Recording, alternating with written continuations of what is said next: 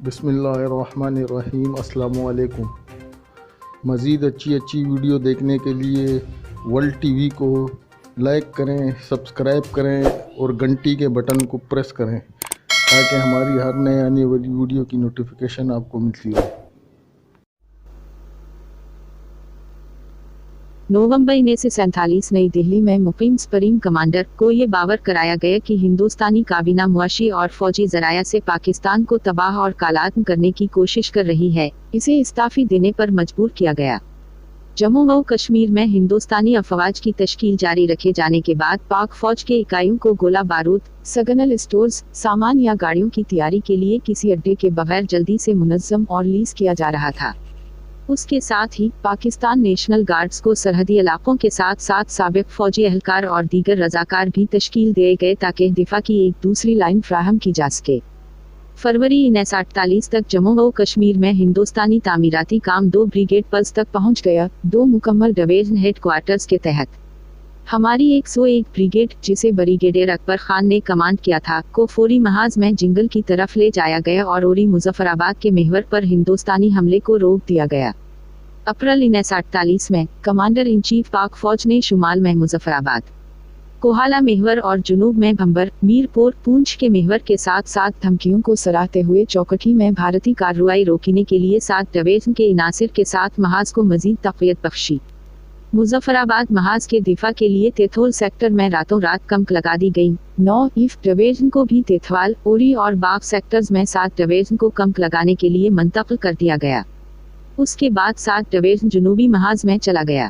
مئی میں پاکستان نے اقوام متحدہ کو ان اقدامات سے آگاہ کیا۔ جون تک پاکستان نے آزاد کشمیر فورس اور پیرا ملٹری فرنٹیئر کور کے عناصر کے ساتھ مل کر جموں و کشمیر میں 5 بریگیڈ بنائے تھے، جن میں 12 ہندوستانی بریگیڈ، ہر ایک میں 4 سے 5 بٹالین تھے، کو کوچ توپ خانہ اور ہندوستانی فضائیہ کی حمایت حاصل تھی۔ ہندوستانی موسم گرما میں ہونے والے حملے کو فیصلہ کن شکست دی اور روک دیا گیا۔ کچھ مہینوں کے بعد کوئٹہ سے 8 ڈویژن کی 2 بریگیڈوں نے مظفر آباد اور اڑی محاذ پر مزید تقویت حاصل کی۔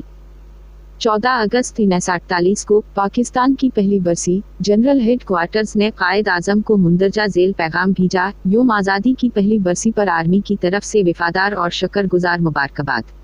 ہم دل و جان سے پاکستان کی خدمت کریں گے۔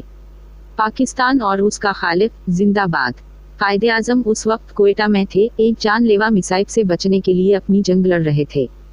دسمبر میں پاک فوج نے 7 ڈویژن کے ساتھ جارحانہ انداز میں کارروائی کا منصوبہ بنایا تاکہ بیری پتن پل کے علاقے میں سپلائی کا اہم راستہ منقطع کیا جا سکے اور نوشہرہ جنگر، پونچھ سیکٹر میں ہندوستانی فورس کو الگ تھلگ کیا جائے۔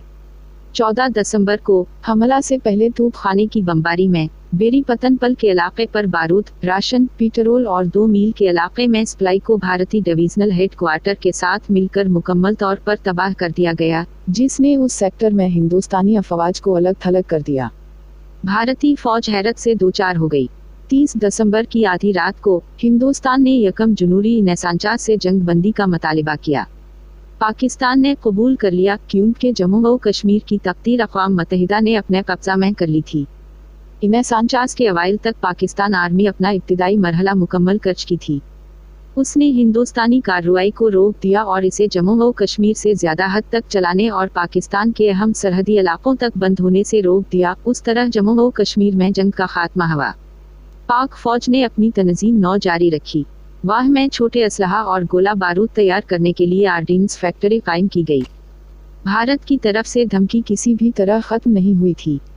1950 کے موسم بہار میں اور پھر 1951 میں جولائی اور اکتوبر کے درمیان ہندوستانی فوج نے پاکستان کی سرحدوں پر توجہ دی اور 8 بار آزاد کشمیر اور مغربی پاکستان کے علاقے میں تجاوز کیا۔